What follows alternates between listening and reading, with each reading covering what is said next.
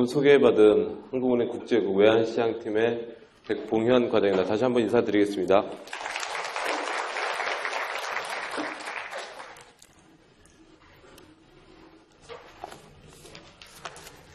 방금 우리 신 과장님께서 말씀하셨듯이 상당히 날씨가 좋고 참 놀러가기 좋은 때인데 이렇게 경제에 대한 열정과 호기심을 가지고 이 자리에 참석해 주셔서 다시 한번 감사드리고요. 앞으로 이제 2시간 동안 제가 준비한 자료를 말씀을 드리겠습니다. 크게 3가지로 구성이 되어 있습니다. 외환시장의 이해, 환율의 이해, 최근의 동향 이렇게 나와 있는데요. 오늘 강좌는 2번부터 하는 걸로, 그러니까 환율에 대한 전반적인 이해와 최근의 원달러 시장 내지는 국제금융시장의 동향 내지는 그런 것들이 우리 원달러의 환율에 어떻게 영향을 주는지 이런 것들로 구성을 해봤고요. 그 나머지 부분들에 대해서 혹시 시간이 허락한다면 그 나머지 부분들에 대해서 같이 말씀을 나누도록 하겠습니다. 그래서 오늘은 말씀드린 대로 일단 제일 먼저 지금 최근에 외환시장, 우리나라 시장은 어떻게 돌아가고 있는지, 그리고 그것들에 대한 가격 변수가 되겠죠. 원달러 환율은 과연 어떻게 움직이고 있는지 이런 것들을 먼저 살펴보고 그것이 영향을 주는 대외적인 요인들, 뭐 리스크 요인이라고 할 수도 있고 어떤 변동 요인이 될 수도 있겠는데요. 그런 것들이 요인들이 어떻게 최근에 바뀌어왔고 앞으로 또 어떻게 바뀔 건지 이런 것들을 좀 같이 살펴보도록 하겠습니다. 그래서 지금 보시는 슬라이드하고 책의 내용하고 벌써 이제 차례부터 다르긴 한데 순서만 바꿔놓은 거고요. 앞에 내용들도 뒤에 보시는 내용들도 혹시 뭐 노트 테이킹이나 혹은 뭐 자료가 필요하신 경우에는 2번 슬라이드부터 천천히 보시면은 그러니까 2번 환율의 이해라는 부분도 보시면 아마 대충 비슷할 것 같습니다.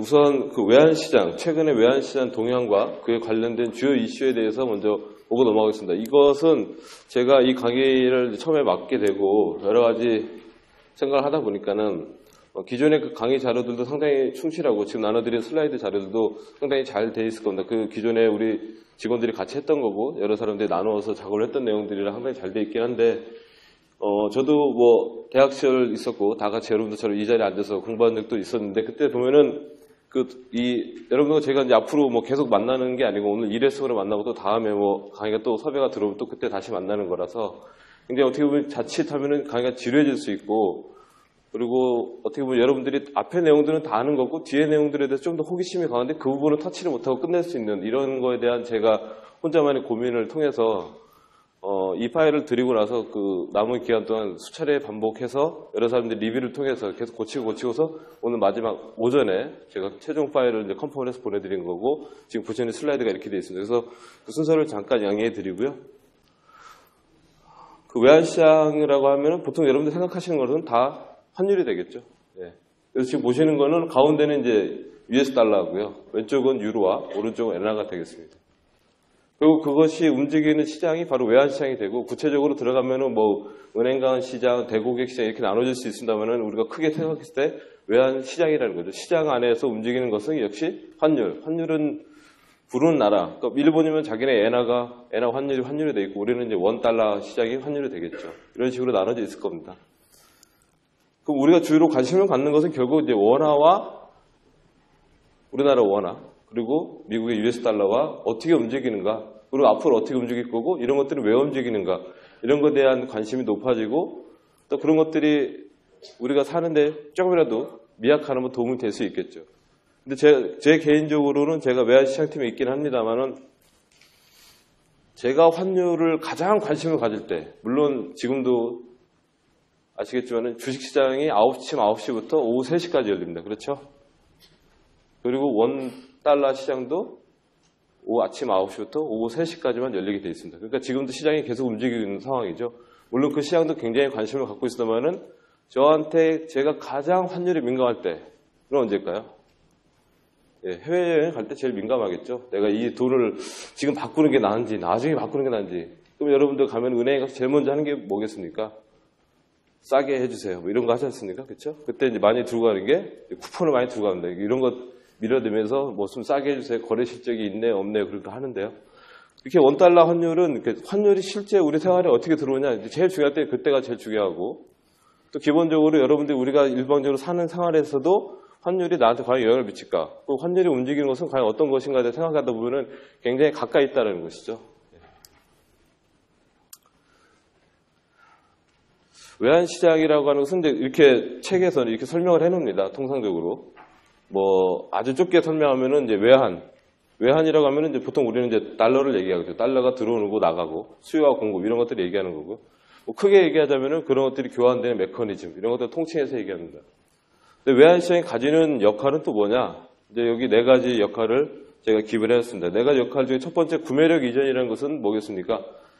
수출업자가 돈을 수출을 한 다음에 역시 뭘로 갖고 달러로 받겠죠. 달러를 갖고 달러를 우리나라에 쓸 수가 없으니까 이제 원화로 다시 환전할 겁니다. 그렇게 하면서 달러로 들고 있던 그 구매력이 원화로 바뀌어지는 현상, 이런 것들을 이제 구매력 이전이라는 말을 표현해서 사용을 하고요. 두 번째 말씀드린 대로 이제 무역을 할 때 우리가 원화로 결제하면 참 좋겠습니다만 그렇지 못한 게 이제 현실이고 그렇게 되고 있죠. 그래서 그러니까 달러로 계약할 때 뭐 예를 들어 1,000만 불이다, 1억 불이다 이런 식으로 계약을 해서 서로가 상대방 카운터파트와 어떤 물건을 서로가 교역하고 혹은 내가 송금을 해주고 이런 것들 대외 지급 결제 능력을 갖고 있다는 거. 세 번째는 이 국제 수지 조절 기능이라는 건 이제 일반적인 원론적으로 생각해 보시면은 이런 거죠. 그러니까 이제 우리나라가 수출이 잘 된다면, 잘 되면은 경상수지가 흑자를 보이겠죠?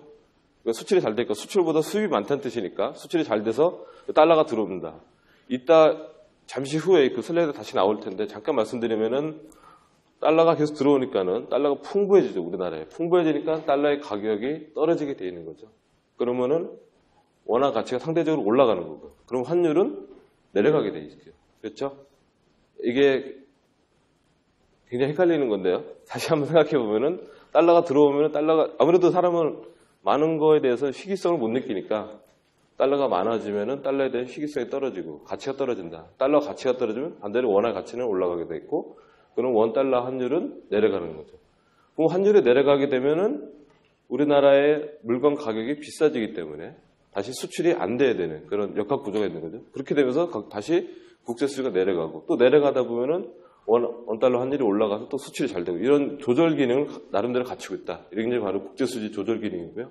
잠시 후에 경상수지 부분에 나올 거 다시 한번 말씀드리겠습니다. 그 다음에 뭐 우리 같은 일반 뭐 저를 포함해서 여기 계신 분들은 뭐 굳이 환해지를 통하거나 무슨 내가 달러를 두고 있어서 그것을 어떻게 바꿔야 되고 이거를 어디다 보내도 이런 일이 많지는 않습니다만은 뭐 그런 일들을 하시는 분들 또 혹은 그런 쪽에 종사하시는 분들은 굉장히 환율이 민감하게 되어 있죠. 근데 이것을 시장에서 내가 100달러를 들고 갖다 팔고 이러는 것보다는 그런 것들을 다양한 상품을 통해서 환해지를 함으로써 내가 그 환이 움직이는 것에 대한 리스크를 최대한 줄일 수 있다. 이것이 바로 이제 환율이 외환시장이 갖고 있는 또 다른 역할이 되겠습니다.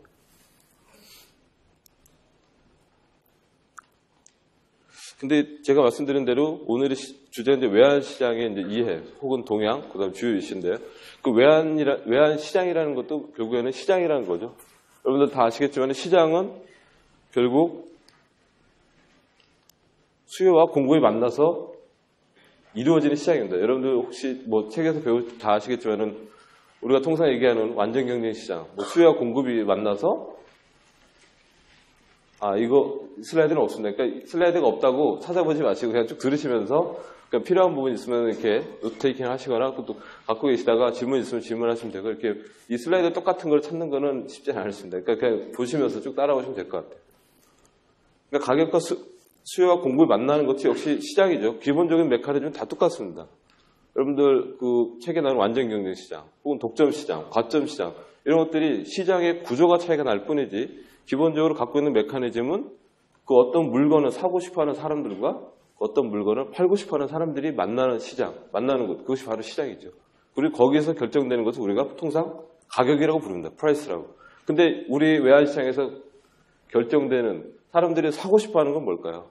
원화라기보다는 외환이 되겠죠. 그러니까 통칭 달러가 되겠습니다. 달러를 사고 싶어하는 사람과 달러를 팔고 싶어하는 사람들이 만나는 것이 바로 외환시장이 되고 거기서 결정되는 가격이 바로 환율이 되겠죠. 이 똑같은 그래프를 이렇게도 그릴 수 있을 것 같습니다. 그렇죠?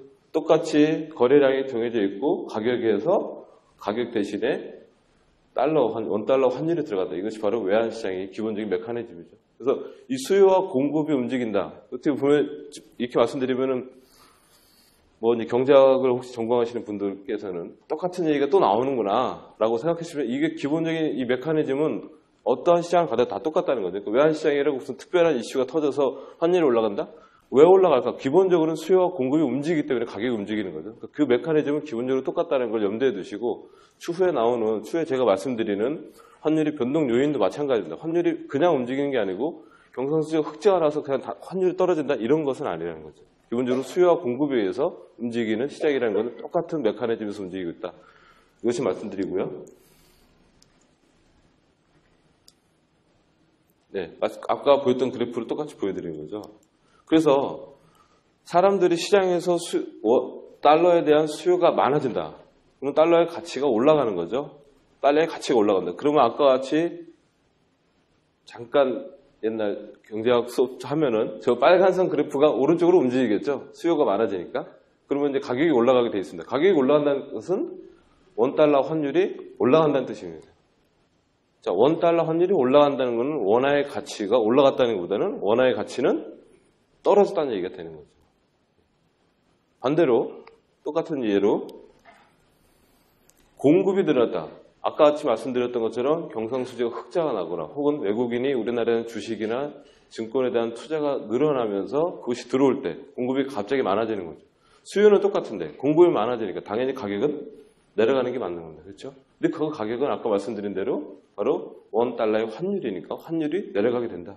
환율이 내려가는 거지만 우리의 원화의 가치는 반대로 올라간다는 거죠. 왜? 달러가 유동성이 풍부해지니까 원화의 가치가 그만큼 올라간다. 이 메커니즘을 기본적으로 이해를 하시면은 추후에 제가 말씀드리는 모든 내용들이 이 기본적인 메커니즘 안에서 다 움직이는 것들이죠. 네.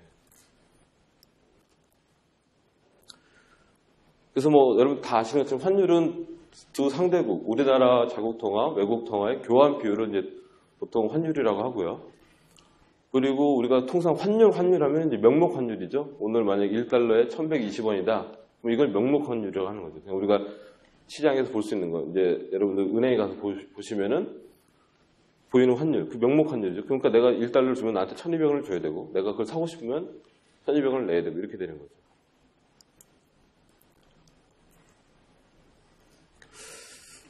근데 혹시 뭐 해외여행을 다 뭐 다녀보시겠지만은 가보시면은 환율을 쿼터하는, 환율을 표시하는 방식이 나라마다 굉장히 다릅니다. 근데 우리나라는 지금 달러가 밑에 분모에 있는 거죠. 분모에 있고 우리나라 통화가 위에 있는 거죠. 그래서 직접 표시표, 다이렉트 쿼테이션은 바로 환율을 외국 통화 한 단위, 그러니까 뭐 그게 달러가 될 수도 있고 옌이 될 수도 있고 유로가 될 수도 있고 그거 대비 우리나라 돈이 얼마, 이걸 바로 직접 표시법이라고 얘기하고요. 반대로 유로나 파운드, 또 호주 달러 이런 사람들은 거꾸로 하죠. 간접 표시법이라고 하는데요.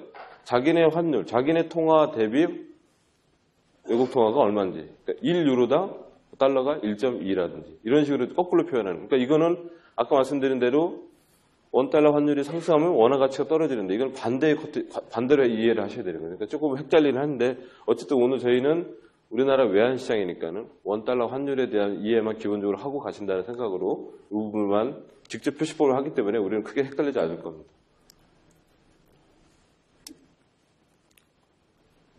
그럼 이제까지 제가 말씀드린 거는 환율은 기본적으로 시장에서 수요와 공급에 의해서 결정이 되고 그것이 바로 환율로 표시가 되는 거다. 이렇게 말씀드렸습니다.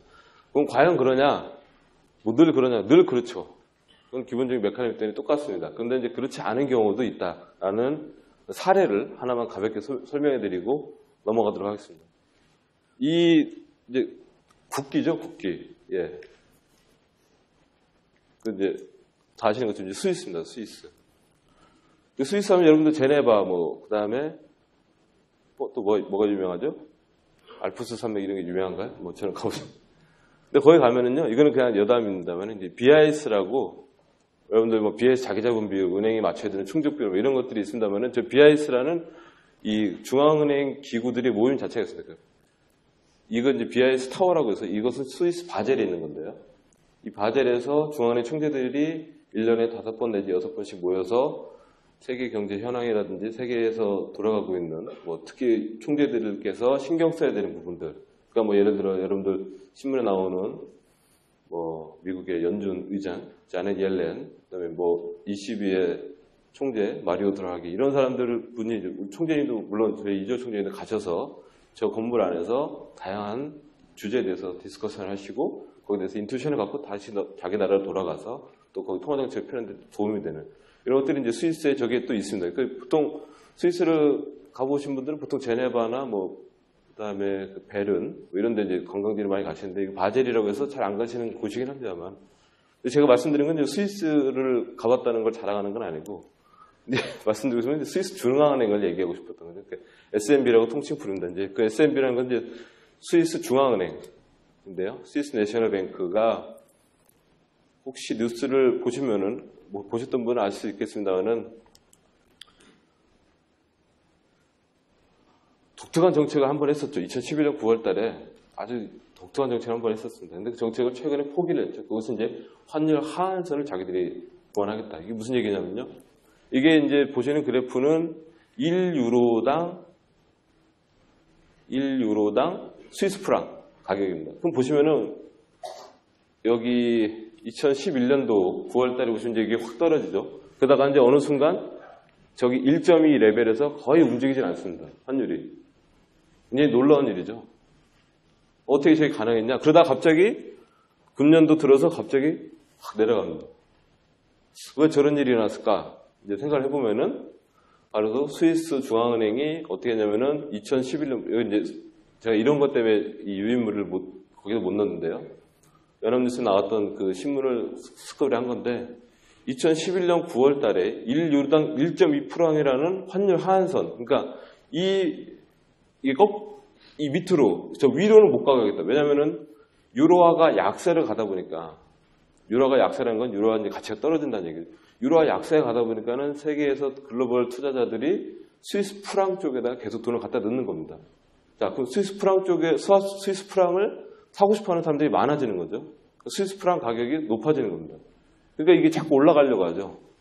저 환율이 자꾸 올라간다. 1유로당 프랑이니까 프랑 가격이 올라간다는 얘기는 이 숫자가 지금 이 사람 그래프를 거꾸로 그려놨으니까 1.2 위로 자꾸 올라가려고 하니까 그걸 막기 위해서 환율 하한을 딱 적용을. 그러니까 환율 하한이라는 거는 그 1.2 프랑을 여기서 못 벗어나게, 이 위로는 못 가게, 그러니까 1.1, 1.0, 0.8, 0.9를 못 가게 붙잡아 놓겠다. 그것이 스위스 중앙은행이 2011년 9월 달에 그걸 도입을 했습니다.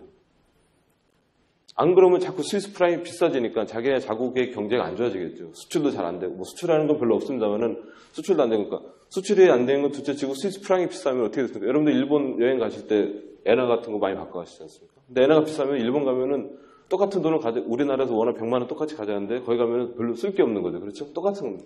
스위스에 가고 싶어 하는 사람들이 많은데 스위스 프랑이 높아지니까 안 가는 거죠. 비단 예를 든다면. 그러니까 이런 스위스 중앙은행에서 저런 식으로 이제 1.2 프랑에 묶어놓는 겁니다. 그러다가 그거를 올해 1월 달에 포기를 한 거죠. 이제 안 하겠다. 대신 뭐 여러 가지 조건이 있습니다만은 어떤 안 하겠다. 이제 고안하겠다. 그러니까 이제 아까 보신 그래프처럼 프랑이 이제 갑자기 절상이 돼버리는 거죠. 절상. 스위스 프랑의 가치가 갑자기 급격하게 그다음 뉴스가 나오자마자 이제 확 떨어지는 거죠. 떨어진다는 얘기는 스위스 프랑이 비싸진다는 얘기입니다. 그렇죠?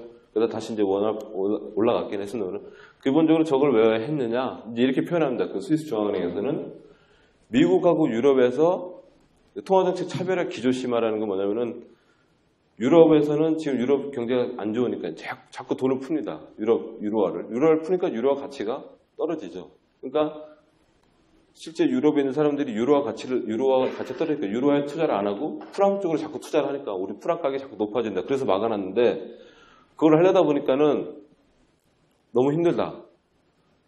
그 왜 힘든지는 다음 페이지 나옵니다만 그게 힘드니까 안 되겠다. 더 이상 못 하겠다. 그래서 이제 그만둔 겁니다. 자, 갑자기 영어가 났죠. 이게 어제 로이터 뉴스인데 어제 로이터 뉴스에 이제 이거는 내용은 뭐냐면은 이제 스위스 중앙에서 연차 보고서를 냈습니다. 냈는데 그 내용은 뭐냐면은 2014년, 그러니까 2015년 1월 달에 스위스 프랑이 1.2 하한을 포기했으니까 그 전에는 뭔가 그 1.2 수준에 맞추기 위해서 엄청나게 노력을 했겠죠. 노력을 뭘 했을까요? 유로와 스위스 프랑이 비싸지니까 스위스 프랑을 갖다가 시장에다가 어떻게 될까요? 프랑을 시장에다가 줄까요? 가져올까요? 줄까요? 가져올까요? 어떻게? 줘야겠죠? 그래서 스위스 프랑 가격이 떨어지니까. 그러니까 그걸 주면서 반대로 그냥 똑같습니다. 중앙은행이라고 돈을 그냥 갖다 줄 수는 없지 않습니까? 여러분들한테. 그러니까 어떻게 될까요? 프랑을 갖다 주는 대신에 뭘 사왔겠습니까? 반대로 유로를 사갖고 왔겠죠. 유로를 자꾸 사갖고 오니까 거기에 대한 코스트가 얼마냐? 269억 달러라는 거. 우리나라 돈으로 30조 정도 되는 거죠. 그러니까 이렇게 돈이 자꾸 쌓이니까 이제 그 사와서 유로가 쌓이면 좋은 거 아닙니까? 이런 게 아니고 여러분들 똑같은 거죠. 그 BS에서 자산이 딱 생기고 부채가 또 생겨버리죠. 그러니까 그게 점점 커지면서 본인들 부담할 수 없는 부분까지 왔다. 그래서 이제 그걸 포기했다는 건데 그것은 이제 그렇지만은 여기 뒤에 내용도 보시면 나오기는 합니다만은 이제 그렇지만 우리가 지금도 환율을 예의주시해서 보고 있다. 그러니까 언제든지 우리는 외환시장에 개입할 수 있다. 이런 식으로 이제 해서 스위스 프랑에 대한 그 아주 과열된 수요 이런 것들을 막기 위해서 노력을 했다는 그런 내용들이 있습니다. 아까 이 말씀을 드린 것은 모두에 제가 말씀드린 것은 기본적으로 외환시장 수요와 공급에서 달러가 정해지는데 그렇지 않은 경우도 간혹 있더라. 이런 거를 한번 대표적인 케이스를 보여드렸습니다. 그럼 이제 우리나라 원달러 시장을 이제 다시 들어가 보겠습니다. 이 환율은 아까 말씀드린 명목 환율이죠. 실제로 환율이 어떻게 움직였는지를 종가 기준으로 제가 이제 쭉 갖고 왔어요. 이제 슬라이드 이 부분을 보시면 이제 2013년부터 15년 1월까지 쭉 갖고 온 겁니다. 환율이 13년에 많이 올랐죠. 1160원까지 올랐습니다. 이때 왜 올랐냐면은 다시 계속 반복되는 얘기가 나오는데 2013년 5월 달에 지금은 의장직을 그만두신 버냉키 의장께서 미국이 계속 양적 완화를 했었죠. 계속 채권을 사주고 시장에 돈을 풀어줬습니다. 그런데 5월 22일인가요? 그때 이제 상하원 의회 연설이 있습니다. 미국의 연준 의장들이 항상 가서 지금의 미국 경제라든지 자기들의 통화 정책에 대한 뷰라든지 이런 것들을 서로 의원들한테 공개하는 자리가 있는데 그때 처음으로 테이퍼링이라는 영어 단어를 쓴 거죠. 그러니까 다시 감겠다는 거죠. 지금의 양적 완화를 감을 수도 있다. 이러니까 이제 시장에서 이제 완전 충격이 온 겁니다. 그러면서 달러가 강세가 딱 가기 시작합니다. 그러니까 이제 원화가 원달러 환율이 올라가면서 이제 원화가 굉장히 가치가 떨어졌습니다. 그러다가 다시 그러고 나서 근데 지금의 양적 완화를 당장 한다는 게 아니고 천천히 할 거야. 그러니까 걱정하지 마. 이런 식으로 이제 좀 유야무야 되면서 다시 이제 환율이 내려오는 거죠. 천천히 내려오다가 14년 때 계속 내려오다가 2014년 7월부터 이제 다시 올라가는 모양새가 보입니다. 특히 이제 2014년 후반대로 움직였던 주요한 요인은 이 앞에 환율이 올라갔던 2013년 초반에 올라갔던 거는 저희 북한 리스크 항상 그런 리스크가 있기 때문에 그런 리스크 때문에 올랐지만은 2014년 하반기에 특히 점프를 10월달 위에 점프했던 거는 일본 때문에 많이 올랐죠. 일본의 그 BOJ, 그러니까 일본 중앙은행이 자기들도 나라가 어려우니까 양적, 질적 통화 정책을 쓰겠다. 10월 30일 날 그걸 발표를 했습니다. 그러니까 엔화가 갑자기 약세로 가죠. 약세로 간다는 건 엔달러 환율이 올라갔습니다. 올라가니까 우리나라 통상적으로 우리나라도 잠시 후에 나오긴 한다면은 엔달러 환율이 올라가면 원달러 환율도 같이 올라가는 약간 동조 현상이 보이게 되죠. 왜 그러냐? 안 그러면 어떻게 되냐? 그거는 잠시 후에 또 엔달러 환율이 나올 것 같습니다. 그래서 그때 많이 올랐습니다. 많이 올라다가 2015년 들어와서도 1128.9원을 찍으면서 3월 17일이죠. 3월 17일에 저렇게 딱 올라서 저 때는 왜 그러냐면은 미국이 결국 모든 세계의 눈은 어딜 보느냐? 제넷 옐렌 의장의 입만 쳐다보는 거죠. 저 사람들이 어떻게 하느냐? 그것만 사람들이 쳐다보고 있었습니다. 근데 그 사람이 자주 TV에 안 나오거든요. 얘기를 잘 안 한단 말이죠. 그러면 그 사람이 뭘 보고 할까? 그럼 결국 미국의 경제지표 그런 것들이 어떻게 나올지에 대해 사람들이 계속 관심을 갖게 되는 거죠. 미국이 좋아지는 거야? 진짜 좋아지는 거야? 앞으로 좋아지는 거야? 이렇게 계속 생각하는 거예요. 우리도 마찬가지죠. 한국 경제 좋아지는 거야? 대표적으로 GDP를 통해서 우리가 그걸 알 수 있고 여러 가지 매월 나오는 산업활동동향, BSI, CSI 이런 걸 통해서 이제 우리나라 경제지표가 어떻게 돼가냐 이런 걸 본단 말이죠. 똑같습니다. 모든 세계의 글로벌 투자자들이 미국의 경제지표를 보고 있다가 미국에 여러 가지 지표가 많습니다. 거기도 물가상 CPI도 있고요, PPI도 있고 GDP도 발표하고 그런데 매달 나오는 통계 중에서 가장 시장에서 관심 가지는 통계는 바로 실업률 부분입니다. 근데 특히 실업률보다 취업자 수가 얼마나 늘어나느냐 이거에 대해서 굉장히 관심이.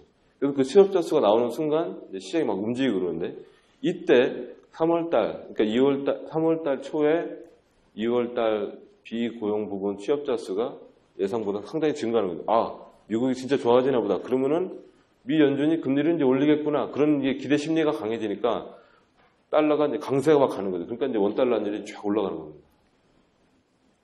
그래서 3월 17일 1128원을 찍었는데요. 그 다음에 혹시 환율이 어떻게 움직이는지 혹시 보신 분 있습니까? 18일하고 19일날, 18일날 미국의 FOMC 회의가 있었죠. 다음 좀 있으면 나옵니다. FOMC 회의가 나오고 그 결과가 19일날 반영이 됐습니다. 우리나라 원달러 환율에. 아주 드라마틱한, 3월에 아주 굉장히 드라마틱했었는데요. 그러면은 이제까지 움직인 시장의 변화를 일단 보기 전에 다른 나라들은 어땠냐? 우리나라만 환율이 올라간 거 아니냐? 이렇게 보실 수 있겠는데 다른 나라도 기본적으로 보면은 지난해 기준으로 봤을 때 지난해 많이 약세를 보였죠. 달러 대비 약세를 보였다는 얘기는 자국 통화가 가치가 떨어졌다. 환율이 많이 올라갔다. 이런 얘기가 되겠습니다. 그래서 우리나라는 작년에는 뭐 4% 정도 떨어졌고요. G20 평균으로 쭉 따지면은 한 10% 정도 미국 달러와 대비 많이 떨어진 걸로 나와 있습니다. 이 변동성이라고 하는 부분들은 이런 겁니다. 그러니까 이제 환율이 어떤 수준도 굉장히 중요합니다만은 환율이 전일 대비 얼마큼 올랐느냐 이것도 굉장히 좀 많이 보는 지표거든요. 왜냐하면 어제 뭐 10%, 오늘 10%, 내일 10% 이렇게 오르는 환율보다는 국민이나 국가 경제에 좋은 것들은 환율이 굉장히 안정적으로 오르거나 안정적인 수준에서 내려가는 것들이 상당히 좋겠죠. 그래서 사람들이 미래를 예측하고 거기에 대해서 투자도 하고 여러 가지 개인 활동도 하고 경제 활동을 하게 되는데 그런 환율이 좀 덜 움직이는 게 좋은 거죠. 그러다 보니까는 그런 것들을 많이 비교를 하게 되는데 작년에 이 통계는 어떻게 보냐면은 전일 대비, 그러니까 전일 어제 종가에서 금일 종가를 뺀 거를 절대값을 씌워서 이제 이렇게 평균을 내는 겁니다. 보통 여러 가지 G20 국가를 쭉 해보면은 G20가 작년에 G20 국가들의 작년도 환율 변동성 0.38, 우리나라는 0.34, 조금 밑에 G20 평균보다 좀 밑에 내려있는 그 환율 변동이 크지 않았던 나라들이고 러시아 같은 경우는 뭐 뉴스에 많이 나온다면은 서방 제재 조치, 경제 제재 조치 이런 것들을 루브라가 굉장히 약세를 가면서 높은 변동성을 많이 보였습니다. 이거를 제가 여기 앞으로 갖고 온 것은 이게 한때 신문에 많이 나왔었습니다. 이 실질 실효 환율이 하도 신문에 많이 나와서 혹시 궁금해하실 것 같아서 제가 갖고 왔는데요.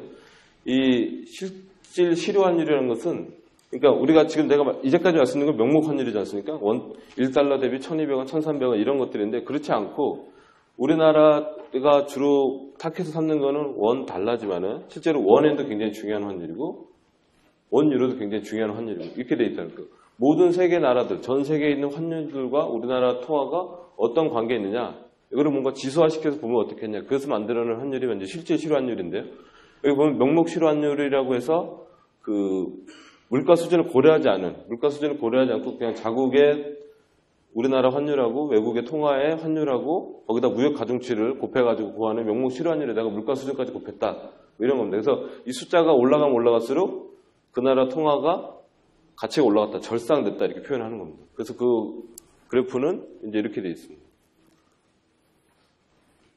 이게 이제 빨간 거는 명목 환율입니다. 명목 환율. 그러니까 이제 1달러당 1,600원, 1,300원 뭐 이런 거고요. 이 파란색 그래프가 바로 실질 실효 환율을 계산하는 겁니다. 근데 이거를 어디서 했냐? 아까 제가 처음에 보였던 BIS에서 여러 가지 일을 하는데 그 중에 하나가 이제 이 실질 실효 환율을 전 세계 자기 회원국의 60개 회원국의 나라들의 실질 실효 환율을 조사를 해가지고 조사한다고 해서 계산하는 거죠. 계산해서 그걸 홈페이지에 올립니다. 그 그래프를 보면 이런 식으로 이제 갑니다. 그래서 이 실질 실효 환율이 지금 그러니까 기준점이 100입니다. 2010년에 100을 딱 찍어놓고 거기에서 얼마큼, 그러니까 113.4, 뭐 114.5 이런 식으로 이제 숫자가 나오는데요. 저희 나라 걸 보면 이제 파란색이 어떻습니까? 100보다 높이 올라가 있죠. 그러니까 신문에서 우리나라 실질 실효 환율이 다른 나라 통화에 비해서 절상됐다. 우리나라 통화 가치가 굉장히 높다. 그러니까 수출이 안 될 거다. 수출 가격 경쟁력이 떨어지고 있다. 뭐 이런 기사가 굉장히 많이 나왔었습니다. 근데 이제 그런 것들을 좀 보실 때, 기사 같은 걸 좀 보실 때 좀 유의해서 보셔야 되겠죠.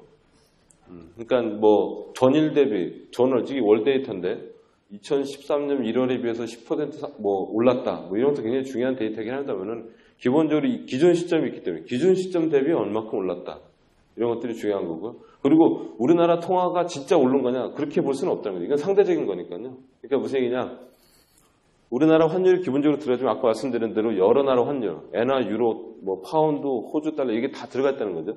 그러니까 기본적으로 말씀드린 것처럼 유럽이나 일본 국가가 자기네 자국 경제를 살리기 위해서 양적 완화를 막 쓰다 보면은 그 나라 통화가 약세로 가고 그러니까 그런 약세가 커지면 우리나라는 가만히 있어도 절상이 돼버리는 거죠. 그냥 우리나라 통화가 자연스럽게 올라가는 그런 여러 역학구조도 있고요.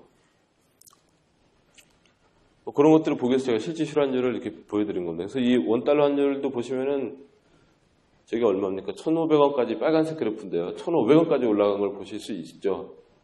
저게 이제 2008년도 우리가 통상 얘기하는 2008년 글로벌 금융위기 때 이제 저 정도로 올라서 이제 많이 내려왔습니다. 이게 이제 거의 15년 동안 그래프다 보니까 저렇게 보이는 거고 실제로 일별로 보거나 주별로 보거나 월별로 보거나 또 2년 이렇게 터울로 보면 굉장히 또 보는 각도에 따라 달라질 수 있습니다. 그러면 제가 처음에 모두에 말씀드린 것처럼 환율이 움직이는 기본적인 메커니즘은 수요와 공급이라고 말씀드렸는데 이 수요와 공급을 움직이는 요인들이 뭐냐? 뭐 저런 식으로 카테고리화 시킬 수 있겠습니다.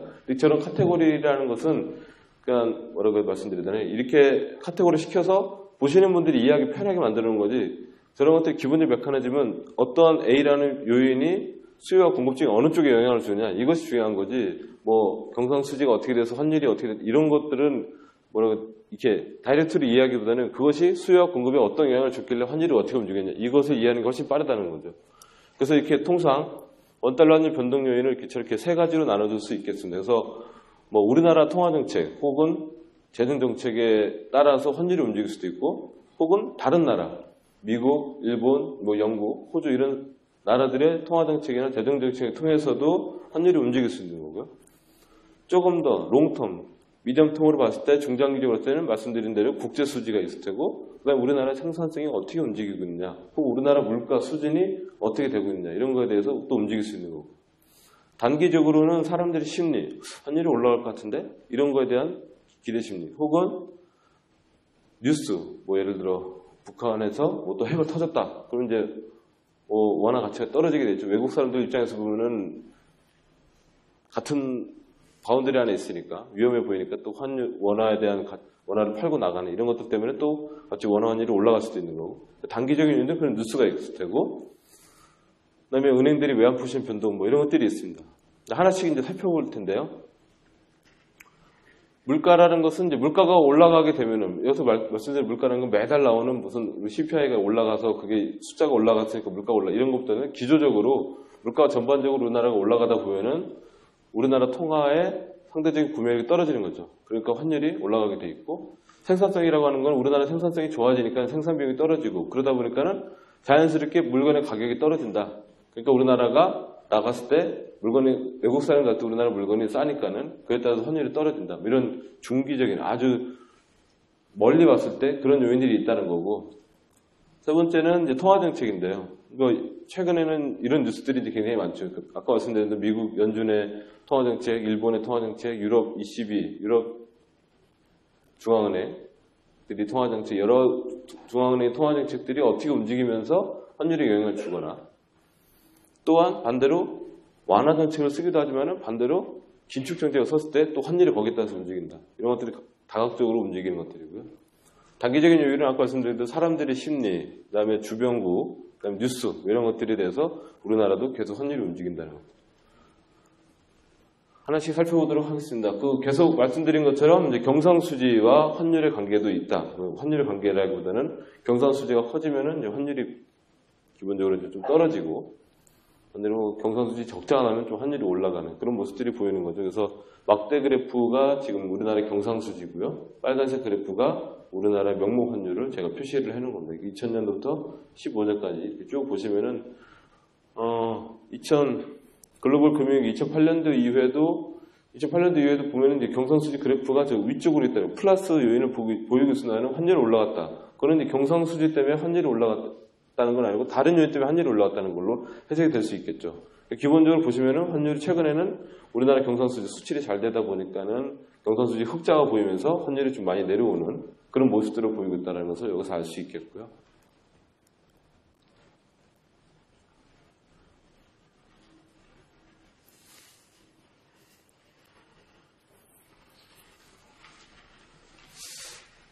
그래서 여기 오신 분들한테 제가 이제 이 강의를 준비하면서 또 기존에 하셨던 분들의 여러 가지 강의자를 보면서 우리가 실제로 외환시장에서 참여하고 있는 사람들도 저희가 외환 당국자이기도 하고 그러면서 저희가 보는 여러 지표들 또 그 시장을 이해할 때 기본적으로 필요한 뭐 단어들, 용어들 이런 것들에 대해서 굉장히 생소하게 느낄 수도 있고 그런 단어들을 알면은 조금 더 여러분들이 신문이나 혹은 다른 얘기를 들었을 때 조금 더 이해가 좀 빠를 수 있을 것 같아서 몇 가지 슬라이드를 준비를 해봤습니다. 그 생각을 혹시 해보셨나요? 우리나라 통화가 달러화 대비 절하가 됐다. 혹은 절상이 됐다. 혹은 유로화가 달러화 대비 절상이 됐다, 절하가 됐다. 이렇게 이제 얘기하지 않습니까? 제가 개인적으로 제 혼자 생각한 그때 어렸을 때, 지금도 어리다고 생각하지만 이제 더 어렸을 때는 그래서 그럼 달러는 어떻게 계산하지? 이런 거죠. 제가 근데 그때 대학생 때 순수하게 들었던 생각은 달러가 원화가 달러에 대해서 뭐 높아지고 다 좋다 이건다. 뭐 엔화는 달러에 대해서 높아지고 좋은데 그럼 달러는 뭘 대비를 기준으로 해야 될까? 이런 생각이 들었을 때 근데 보니까는 이제 그런 걸 다 사람들이 뭐 저만 생각했던 건 아니고 다 생각했던 거죠. 그래서 그거를 달러화 지수라고 해서 DXY라는 지수를 만드는 겁니다. 사람들이. 그래서 그 지수에는 저렇게 6개 유로, 파운드, 옌, 캐나다 달러, 저희 크로나, 스웨덴 크로나고 그다음에 아까 말씀드린 이제 스위스 프랑 이 6개를 각각의 비중을 줘서 그거를 매일매일 계산해서 그거를 달러화 인덱스를 만들어서 그걸 발표라고는 이제 그걸 사람들이 계속 이제 계산해서 이제 자기들끼리 갖고 있는 거죠. 그래서 저 달러화 지수를 보면은 저 달러화 지수는 달러가 강세가 됐다 그러면 저 DXY 지수가 올라가게 돼 있는 거고요. 그 DXY 지수가 올라가면 다른 기타 통화들 여기서 말씀드린 기타 통화는 뭐 원화도 마찬가지고 엔화, 호주 이런 것들이 다 약세를 갖거나 이렇게 이제 통상들이 이해를 하게 되는 거죠. 그래서 저 DXY 지수가 달러가 어떻게 움직이느냐에 대해서 볼 수 있는 좀 대표적인 지수가 될 수 있겠습니다. 이게 이제 DXY 지수가 되겠는데요. 이 지수는 뭐 여러 가지 단말기를 통해서 블룸버그나 뭐 로이터 이런 단말기를 통해서 다운받을 수 있고 또 활용할 수 있고 다른 우리나라 국내 연구기관에서도 저런 것들을 계속 올려놓고서 다운받을 수 있습니다. 그래서 최근에 보시면은 뭐 이게 이제 그 엑셀을 많이 해보신 분들도 아시겠지만은 저런 그래프를 많이 보시면은 이게 이제 뭐라고 해야 되나 이렇게 사람한테 그 오해의 소지가 있게 보이는 거죠. 그러니까 이제 제가 2013년부터 이 그래프를 딱 끊어오니까 거의 안 움직이는 것처럼 보이는 거죠. DXY 지수가. 그러다가 아까 말씀드린 2014년 후반부터 와서 미국이 양적 완화를 이제 그만두고 2014년 10월에 양적 완화를 프로그램을 이제 중단했습니다. 그건 원래 기존부터 이미 해왔기 때문에 그 줄인다고 매달 100억 달러씩 줄이겠다 그 얘기를 했기 때문에 이미 줄인 거고 그러고 나서 일본 애들이 자기네들도 안 되겠다 싶으니까 이게 QQE라고 하죠. 양적, 질적 완화 정책을 하면서 엔화가 약세가면서 이제 사람들이 달러에 베팅을 하면서 달러가 쭉 올라가는 거예요. 그래서 저기 보면 이제 99.105 이렇게 돼 있는데 저 100이 탁 올라가 있죠. 100을 딱 찍고 내려옵니다. 그러니까 이제 보시면 이 그래프만 보면은 달러가 별로 안 움직인 것 같은데 근데 제가 이 그래프를 만약에 80에서 딱 자르면 어떻게 됐을까? 굉장히 많이 움직인 것처럼 보이겠죠. 그러니까 이걸 보시고 혹시 또 오해하셔서 달러가 안 움직이는데 우리 원화만 움직인 거 아닙니까? 이런 것보다는 달러 전체적으로 굉장히 볼라til리티가 컸는데 저 그래프상에서는 이제 99를 딱 찍었으면서 100을 딱 찍고 이제 내려오는 모습입니다. 그래서 이제 이거는 뭐 신문입니다. 신문에서 제가 온 거는 카피해가지고 갖고 온 건데요. 달러 강세가 갈수록 강해지고 있다. 이 사람은 왜 그렇게 얘기했을까요? 달러 인덱스를 보고 얘기한 겁니다. 아까 말씀드린 달러 인덱스가 드디어 100을 딱 찍으니까 달러 인덱스가 굉장히 달러가 초강세로 가고 있다. 왜 그러냐? 아까 말씀드린 대로 2월 달 고용지표, 아까 말씀드린 비농업 부분 취업자 수가 굉장히 좋더라. 그러니까 미국이 곧 금리를 올리겠구나. 금리를 올리면은 달러가 강세로 가는 거죠. 그러니까 예상할 수도 있겠다. 그런 전망이 무게가 실려서 달러와 인덱스 지수가 올라갔다. 그리고 이에 더해서 유럽중앙은행 ECB도 전날, 이제 이 신문이 나온 전날에도 자기네 통화정책 결정을 하고 발표하는 날, 그날도 매월 600억 유로씩 유로화 채권을 사겠다 발표를 했었습니다. 그래서 그것도 힘을 보탰다. 그러니까 유로가 약세로 가겠죠. 돈을 막 푸니까.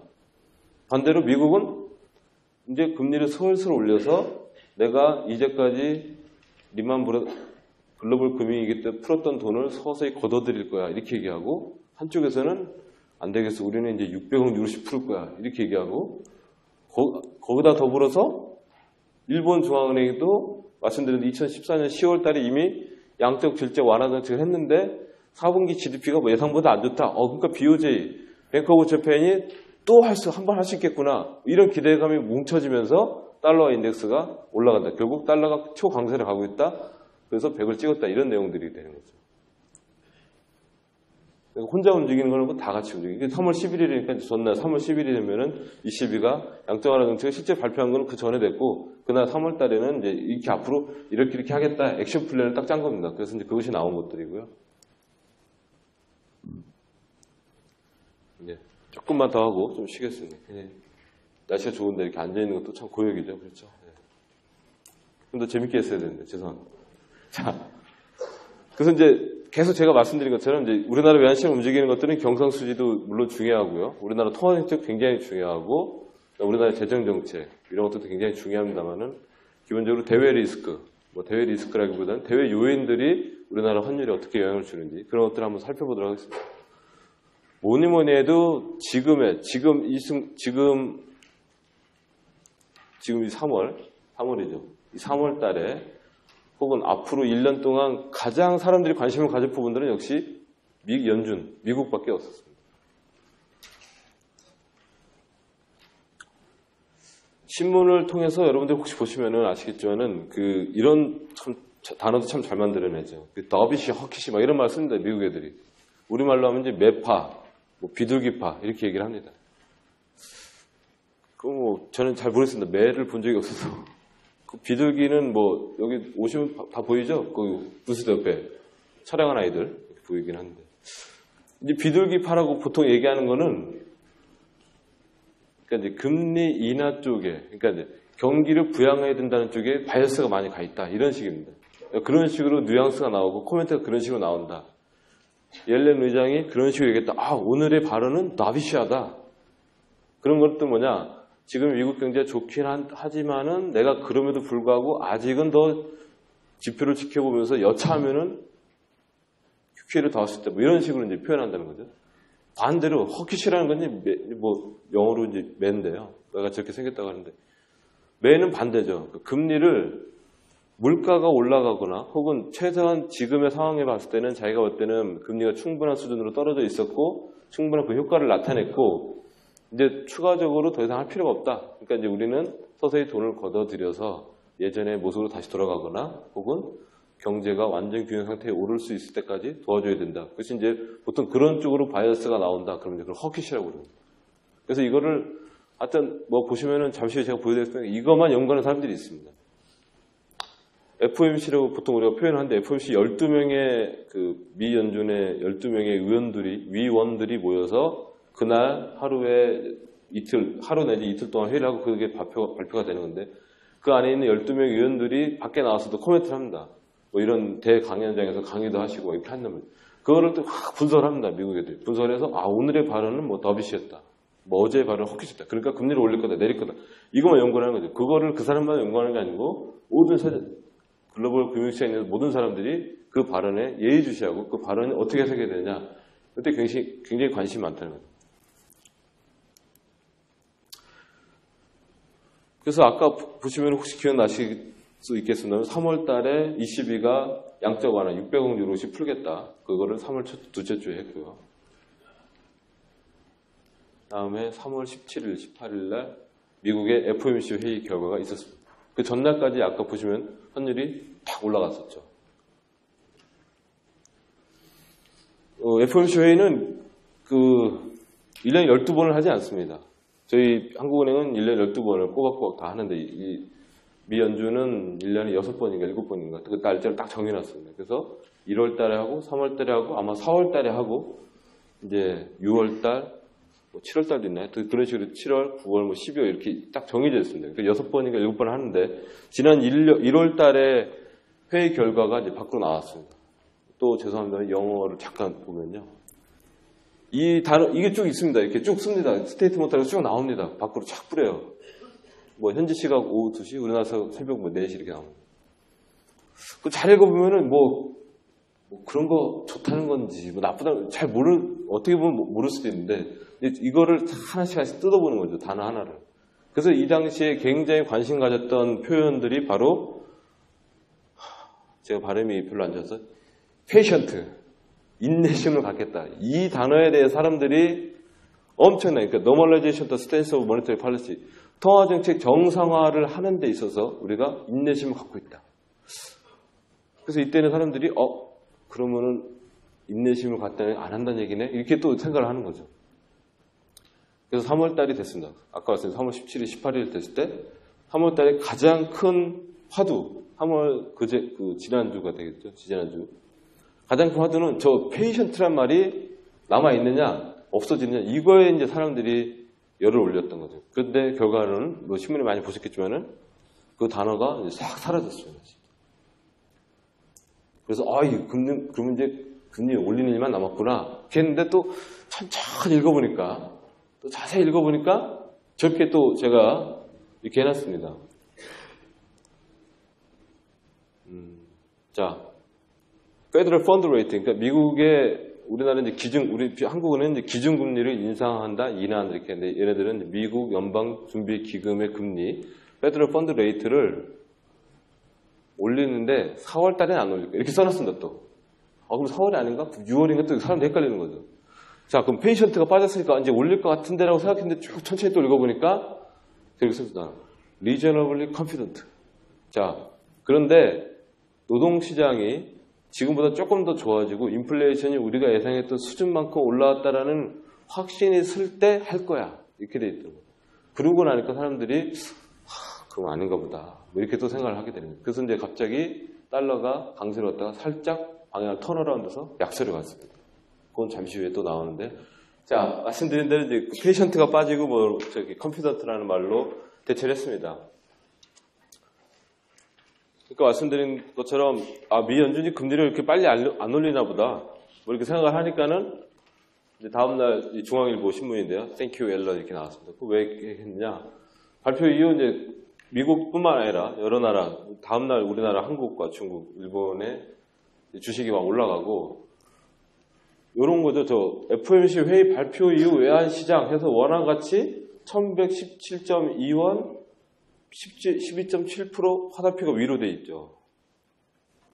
환율이 올라갔다는 걸까요? 떨어졌다는 걸까요?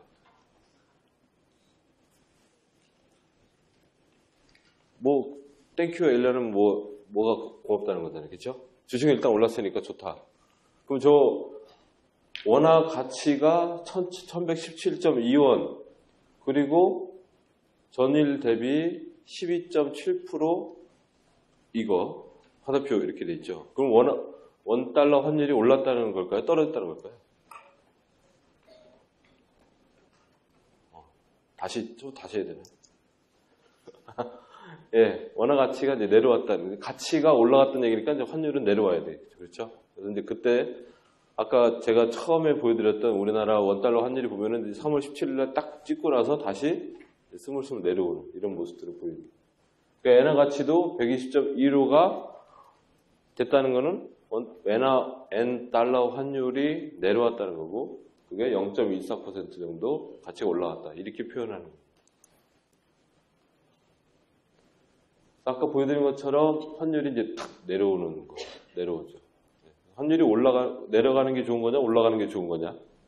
그거는 보시는 시각에 따라서 굉장히 달라질 수 있습니다. 이 기자분은 고맙다, 앨런. 이렇게 얘기를 했습니다. 그래서 이제 시장은, 국제금리 시장은 굉장히 혼란스러운, 제가 볼 때는 여러분들 슬라이드의 맨 앞 페이지에 제가 하는 금요 강좌 외환시장의 이해와 최근 동향 2015년 4월, 3월 한국은행 백보면 왼쪽에 스타에서 뭐라고 써있죠? 네, 이거는 온전히 제 개인적인 생각이니까 이걸 당국에 의견이다 이렇게 생각하시면 굉장히 곤란해집니다. 그래서 제 개인적인 생각은 저 뉴스를 보고 상당히 시장들이 혼란스러워했다. 물론 시장은 어느 정도 시간이 지나면 자기 나름대로 규율을 정하고 원칙을 정해서 그 다음부터는 움직이기 시작합니다. 그러나 사람들이 약간 혼란, 그 6월달이 아닌가? 처음에는 사람들이 많이 6월달로 많이 생각했어요. 6월달 올리나 보다. 그러면 6월이 아니고 9월인가? 혹은 12월인가? 이런 식으로 사람들이 혼란을 느끼는데 대신에 기본적으로 정확한 답을 맞출 수 없으나 미국이 생각보다 금리를 늦게 올릴 수도 있겠다. 이런 것들이 약간 기저에 깔려있는 현상이 되어버린 거죠. 저도 이제 그렇게 이해를 하고 계속 업무를 하고 있었습니다만 아까 말씀드린 대로 미국에는 12명의 FOMC 위원들이 모여서 회의를 하고 또 각자의 지역에서 모여서 또 얘기를 하고 미국에는 제넷 옐런이라는 연준 의장이 계십니다. 최어죠, 최어. 의장. 그 밑에는 부의장이 계시죠. 그렇죠. 우리도 한국은 총재님이 계시고 밑에 또 부총재님이 계십니다. 그 부의장은 지금 이제 누구냐면은 바이스 체어맨 스탠리 피셔라는 아주 유명한 학자였다고 그러시더라고요. 그래서 이 분이 실제 교수할 때 이제 예전에 그 버냉키, 옐렌도 같이 수학을 같이 가르치고 이랬다는 건데 이분이 3월 23일 날 두 번째 줄에 보이시는 거기 클럽 뉴욕에서 이제 강의를 하신 게 또 나왔습니다. 근데 시장에 큰 시그널을 주지는 않았습니다만은 이제 몇몇 기사에서 커터를 하는 거죠. 바이스 체어맨이니까 아무래도 이제 영향력이 자는 옐렌보다는 약할 수도 있고 강할 수도 있고 그건 모른다. FOMC에 들어가 보지는 않았으니까. 그렇지만은 굉장히 고려임에도 불구하고 연준 의장이 추천해서 대통령이 임명한 바이스 체어맨 스탠리 피셔가 전날 3월 24일에 어떤 강의를 또 했느냐. 이렇게 생각하니 노력이시긴 한데.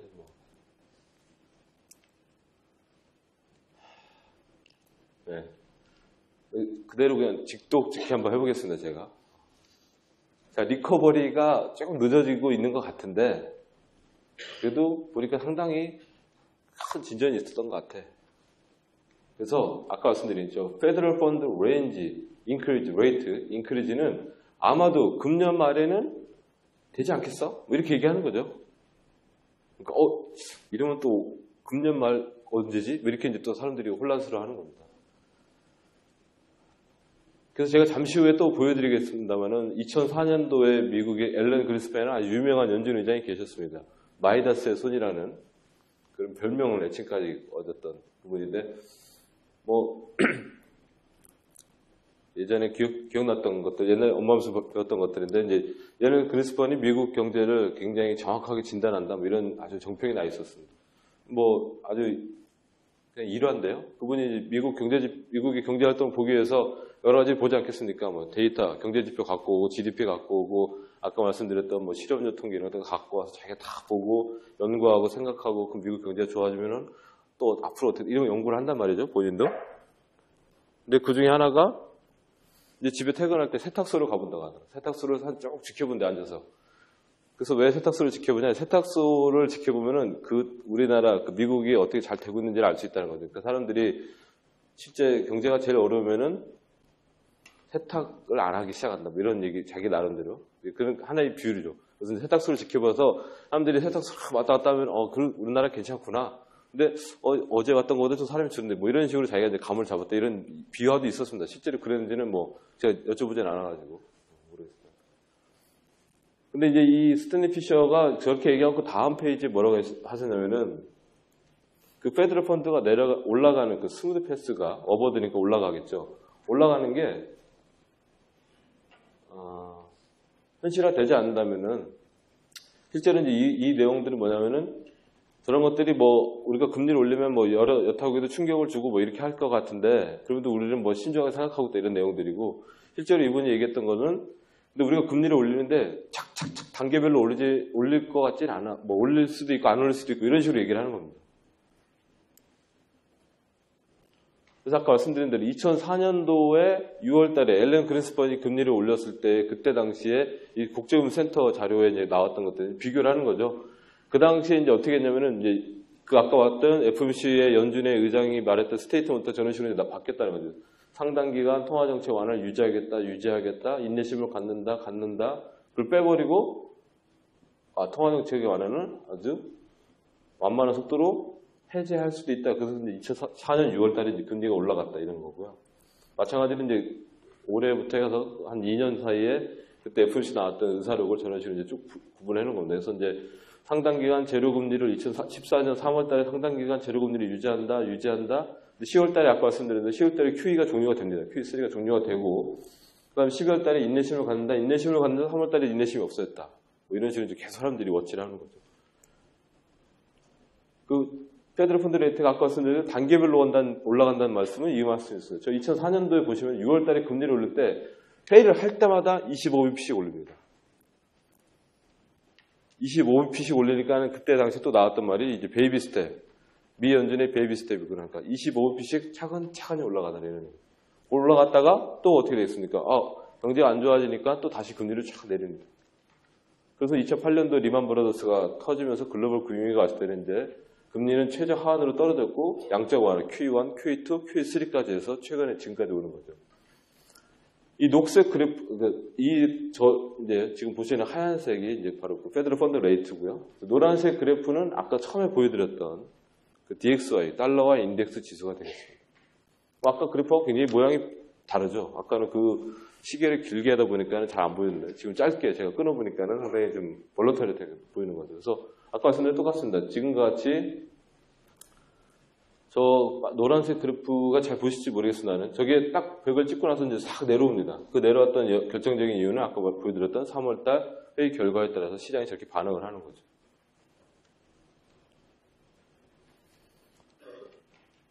이 페더럴 펀드 레이트는 초단기 금리입니다. 하루짜리 초단기 금리. 우리나라 기준금리는 이제 RP의 기준금리가 되기 때문에 중앙은행이 결정하는 금리는 장기 금리 뭐 이런 것들을 결국에는 장기 금리와 중장기 금리가 움직여서 경제 활동의 윤활유 역할 혹은 경제 활동의 어떤 완화적인 역할도 할 수 있다. 이렇게 해서 장기 금리 결국 움직여야지 경제가 움직이는 건데요. 이 초단기 금리가 움직이면 장기 금리 결국 따라서 움직이겠죠. 그래서 우리나라의 원달러 환율도 실제 FOMC 회의의 결과에 대해서 굉장히 민감하게 반응을 하기도 합니다만은 실제 또 미국의 그 국채 금리하고도 굉장히 연관성이 높다는 거죠. 하얀색이 이제 우리나라 원달러 환율이고요. 이 노란색이 미국의 10년물 국채금리입니다. 그래서 통상 우리가 어떤 나라의 국채금리다 혹은 미국의 국채금리, 유럽의 국채금리 보통 이제 저희가 뭐 1년, 2년, 3년, 4년부터 10년, 30년까지 있습니다. 미국 같은 경우는. 근데 그런 것보다는 보통 10년짜리를 많이 보죠. 10년짜리가 생각보다 굉장히 유동성도 풍부하고 그러다 보니까 금리 움직임이 굉장히 좋기 때문에 보면은 뭐 상관관계가 정확하게 맞을 수는 없습니다만 왜냐하면 원달러 환율이 미국 국채금리 때문에 움직이는 건 아니고 미국 국채금리도 우리나라 원달러 환율이 영향을 준다는 얘기니까 미국 국채금리는 결국 아까 말씀드린 대로 미국의 페더럴 펀드 레이트하고 거의 모양이 비슷하게 움직이는데 2008년도 리만 브라더스가 파산하고 글로벌 금융위기가 왔을 때는 미국이 최저금리로 내리고 나서는 국채금리가 실제로 페더럴 펀드 레이트에 따라서 움직이는 게 아니고 미국의 통화정책 기조에 따라서 움직이기 시작하는 거죠. 그래서 아까 계속 말씀드린 것처럼 2013년 5월에 미국의 버냉키 의장이 우리가 지금의 양적 완화 정책을 언젠간 조만간 그만둘 것이다. 이런 코멘트가 나오면서 미국 달러가 강세가 되고 국채금리가 올라가기 시작합니다. 올라가니까 우리 원달러 환율로 약세가 가는 거죠. 환율이 올라가는 거죠. 그러다가 아까 말씀드렸지만 뭐 그것이 좀 옅어지면서 국채금리가 서서히 내려오니까 원달러 환율도 다시 서서히 내려오는 생각보다 뭐 그렇게 빨리 안 하려나 보다 이렇게 이제 생각이 드는 거예요. 서서히 내려왔다가 계속 떨어지는 겁니다. 계속 떨어지다가 최근에 다시 올랐던 얘기는 계속 반복되는 얘기지만은 이제 미국의 고용지표 좋아지고 미국의 기준금리, 페더럴 펀드 레이트를 조만간 인상하나 보다 이런 기대 심리가 있다 보니까 다시 올라가고 그게 아니다 싶으니까 또 다시 내려오고 그래서 그런 것들하고 미국의 국채금리가 움직이는 모습하고 원달러 환율이 모양새가 비슷하다보다는 그것이 영향을 주고 있다. 근데 미국의 국채금리가 결국 움직이는 거는 미국 연준의 통화정책이 움직이는 거고 연준의 통화정책을 보면은 미국 국채금리를 알 수 있고 미국 국채금리를 알 수 있으면은 우리의 원달러 환율이 움직임도 어느 정도 알 수 있다. 이런 얘기가 되는 거죠. 미국을 봤으니까 일본 같은 경우는 이제 말씀드린 대로 10월 31일 날 양적 질적 완화 정책을 이제 하게 됩니다. 그래서 실제로 저희가 이제까지 봤던 그래프들은 다 이제 그 마지막 날, 뭐 하루짜리, 이거 마지막 뭐 주식도 어떻게 되는 마지막 날 딱 그 마지막 3시 되면은 딱 종가가 나오지 않습니까? 뭐 2,300, 2,100, 원달러 한에서 1,120.5원 이렇게 딱 찍히지 않습니까? 그거 말고 장중에 일어나는 걸 보는 거죠, 장중. 그래서 이제 이거는 일본 10월 30일 날 당시에 그 주식과 환율, 그 일본 주식입니다. 일본의 니케이와 엔달러 환율을 봤는데 똑같은 게 그래서 보면은 미국 정책금리 발표 시간이 1시 44분에 발표되니까 엔달러 환율이 올라간다. 엔달러 환율이 올라갔다는 얘기는 계속 말씀드린 것처럼 엔화 가치가 약세를 보인다는 거죠. 왜? 미국, 일본 중앙은행 총재 구로다 총재가 우리도 더 이상 미국, 일본 경제가 지난 잃어버린 10년, 이제 지금은 20년이라고 부르지 않습니까? 잃어버린 20년을 더 이상 관가할 수 없다. 우리도 일본이 인플레이션 타겟팅 2% 물가 수준을 가고 지금 아베노믹스, 통칭 얘기하는 아베노믹스의 전폭적인 지원을 위해서 3가지 화살이라고 보통 얘기하는데요. 첫 번째 화살은 확장적 재정정책, 두 번째 화살은 확장적 통화정책, 세 번째 화살은 구조개혁, 이 3개를 하겠다. 아베노믹스 기본적인 테마죠. 두 번째 화살을 자기가 맞추겠다. 그래서 이제 이렇게 올립니다. 환율이 이제 확 점프를 하는 거죠. 그래서 이제 엔화가 약세가 갔었는데요. 그 엔화 약세하고 원달러하고 도대체 무슨 관계가 있냐? 굉장히 밀접한 관계가 있습니다. 파란색 그래프가 이제 원달러 환율인데요. 2013년부터 아까 보여드린 똑같은 환율입니다. 올라갔다 내려갔다 올라갔다. 2014년 하반기부터 이제 올라가기 시작하는데요. 그것은 올라가는 거는 이제 미국의 뭐 연준의 금리 인상 기대가 좀 약화됐다 이런 것들도 있었는데 결정타로 맞는 것이 바로 저 엔달러 환율 빨간색 그래프가 14년 10월 달에 그렇게 양적 완화. 그 전부터 이제 그런 거죠. 시장에서 사람들이 계속 BOJ, 그 일본은행을 쳐다보면서 일본이 어떻게 움직일지를 보기 때문에 그것이 샥이 오긴 하지만은 어쨌든 어느 정도 예측하고 있다가 보면 10월 30일 땅 터트리니까는 엔달러 환율이 100에서 120원대로 지금 이제 120원대로 확 올라가는 건데 그러니까 원화 환율도 같이 올라가는 건데 왜 올라가냐? 우리는 가만히 있으면 안 되냐? 안 돼. 이런 거죠. 그러니까 뭐 뉴스에도 많이 나온다면 엔달러 환율이 상승하면은 원엔 환율, 그러니까 원화 100엔당 원화 환율이 떨어질까봐. 이건 산수인데요. 단순한 산수인데 생각해 보세요. 분모가 엔화잖아요, 그렇죠? 엔화가 커지면은 밑에가 커지면 전체 값이 작아지겠죠. 이게 밑으로 전체 그렇죠? 분모 분자 수학기 2학년 때 나오는 거 그렇죠? 네, 내려가죠. 내려갑니다. 내려가면 어떻게 됩니까? 환율이 내려간다. 그럼 엔화 가치는 떨어지는데 원화는 가만히 있다. 그 원화가 비싸지니까 우리의 수출 경쟁력이 엔화에 비해서 떨어진다. 그런 거에 대해 사람들이 우려가 들다 보니까 원달러 환율이 상승하는 압력을 받게 된다. 실제로도 올라가는 거고요. 그 엔화 환율, 원화와 엔화 환율은 실제로 거래가 되는 환율은 아닙니다. 무슨 아니면은 우리 원화와 달러, 원달러는 실제 시장에서 거래가 돼요. 스팟 레이트라고 해서 제가 나눠드린 유인물에 나와 있긴 한데 스팟으로 이제 사고 팔고 하는 거 사람들이. 최근에 실제는 원화와 위안화도 최근에 저희가 작년 12월 달에 직거래 시장을 만들어서 한국 시장에서 원화와 위안화가 동시에 거래되는. 예전에는 그게 거래가 안 되니까 어떻게 했습니까? 수합을 해야 되겠죠. 그러니까 원화에서 원화를 팔고 달러를 산다면 달러를 다시 위안화로 바꿔서 이렇게 해야 되는. 근데 그런 번거로운 작업들을 이제 안 해도 되는 건데 원 위안화 직거래 시장이 그래서 개설됐고 원 위안화 환율이 나오는 거죠. 실제 거래됐으니까. 근데 이게 원엔 환율은요, 실제 거래라기보다는 이제 이게 제가 나눠둔 유인물에 나오긴 한데 이런 것들이 이제 굉장히 기본적인 개념이긴 한데 원달러 환율과 엔달러 환율이 실제 국제금융 시장에서 혹은 자기네 자국 시장에서 거래가 된다는 원엔 환율은 거래가 되는 게 아니고 원달러 환율과 엔달러 환율을 가지고 시산하는 거죠. 계산해서 나오는. 그래서 우리가 그거를 재정 환율이라고 부릅니다. 재정 환율. 실제 거래는 되지 않습니다만 양국 간의 달러를 가지고 산수를 해보면 나오는 숫자들이다. 그래서 이제 원엔 환율은 그렇게 되고요. 그 앞에 환율 변동 요인에 나왔던 얘기 중에 하나인다면은 이제 다른 나라의 통화 정책들이 영향을 주기도 하고 다른 나라 통화 정책이 영향을 준다라는 것은 기본적으로 다른 나라, 그러니까 미국의 달러가 강세로 가느냐, 일본의 엔화가 강세로 가느냐, 약세로 가느냐, 혹은 유럽의 유로화가 약세로 가느냐, 강세로 가느냐에 따라서 원화가 움직인다는 거고 상대적인 거고요.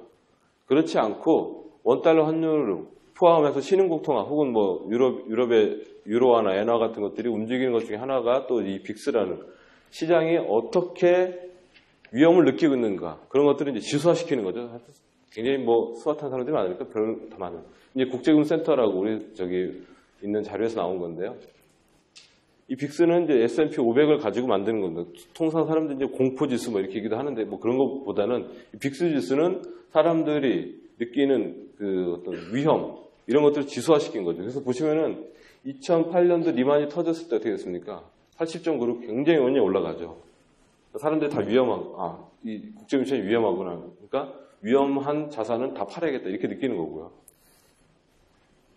그러다 좀 내려온다. 그러다가 이제 그리스 지금도 문제가 되고 있습니다만은 그리스 재정위가 또 터지니까 다시 올라갔다가 미국의 신용등급이 또 떨어지니까 또 올라갔다가 또 이제 천천히 내려 또 올라가고 이런 식으로 계속 이제 스테이블한 모습을 보입니다. 이 빅스 지수하고 원달러 환율하고도 굉장히 유사한 모습을 또 보이는 거죠. 무슨 얘기냐면은 빅스 지수가 높아지는 2008년도 하얀색이 이제 여기서는 하얀색이 원달러고 노란색이 빅스 지수인데요. 이 빅스 지수가 높아졌다는 얘기는 사람들이 위험하다, 국제금융 시장이 뭔가 불안하다 이렇게 느끼는 거죠. 그렇게 느끼다 보니까는 사람들이 뭘 사겠습니까? 원화와 달러가 있다면 뭘 살까요?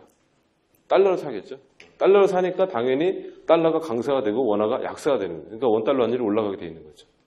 그래서 보시면은 좀 약간 유사한 모습. 절대적인 지배력을 갖고 있지는 않습니다만은 유사한 모습을 보여주는 원달러 환율이 움직이는 여러 가지 요인들 중에 사람들의 위험 선호 심리 이런 것들을 대표적으로 보여주는 게 바로 빅스 지수라고 또 볼 수 있겠습니다.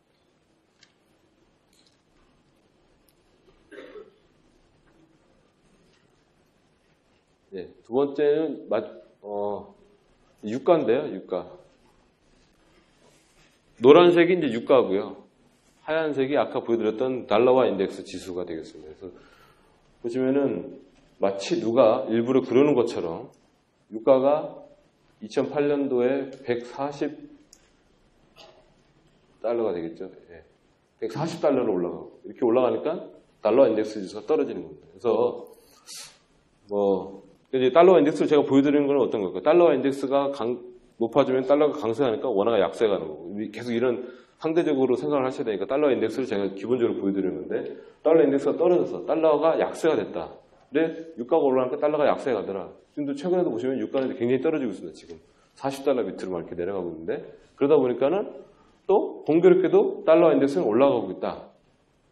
이거는 여러 가지 설명하는 방법이 있는데 대표적인 방법으로는 이제 실제로 글로벌 투자자들이 뭔가 사야 되지 않겠습니까? 뭔가 돈이 있어서 사야 되는데 그 살 때 대체제로 많이 이해를 한다는 거죠. 달러를 사려고 하다가도 유가가 너무 오르니까 유가에 베팅을 하는 거죠. 그러니까 원유에다 베팅을 하는 거고 유가가 떨어질 것 같으니까 유가를 팔고 달러로 산다. 이런 식으로 서로 대체 보완 관계가 있기 때문에 이렇게 역으로 간다는 모습들이 있습니다.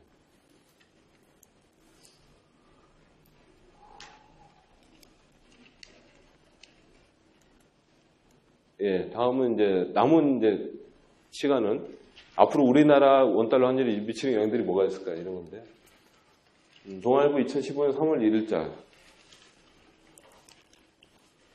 제가 읽어보겠습니다. 지난달 28일 2월 28일입니다. 2월 28일 토요일입니다. 토요일날 중국인민은행이 금리를 내렸습니다. 이렇게 일요일날 내렸습니다.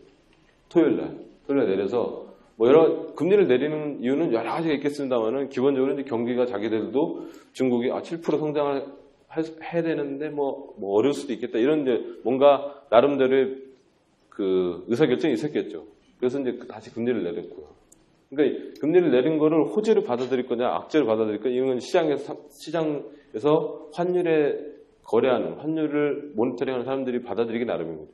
중국 금리 인하하면은 중국 인민의 금리 인하하면은 경제가 좋아지니까 좋아질 거다 이렇게 생각하는 사람들도 있고 반대로 왜 금리를 내렸을까 이렇게 생각하는 사람들도 있죠.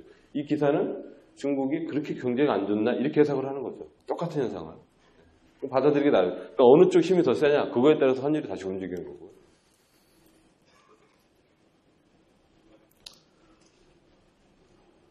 그 다음에 남은 거는 이제 우리나라도 되겠습니다. 제가 우리나라 경제를 여기서 설명하기는 조금 위치나 여러 가지 것들이 있으니까는 다른 나라 얘기를 많이 하겠습니다. 그래서 이제 이 마지막 슬라이드인데요. 이제 아까 말씀드린 유럽 중앙은행이 마리오 드라기라는 이제 총재입니다. 이 사람이 이제 아까 말씀드린 대로 2015년 3월 9일부터 600억 달러에서 600억 유로씩 이제 매입하겠다 이런 이제 양적 완화 정책을 했는데 이것도 마찬가지로 왜 저런 정책을 썼을까?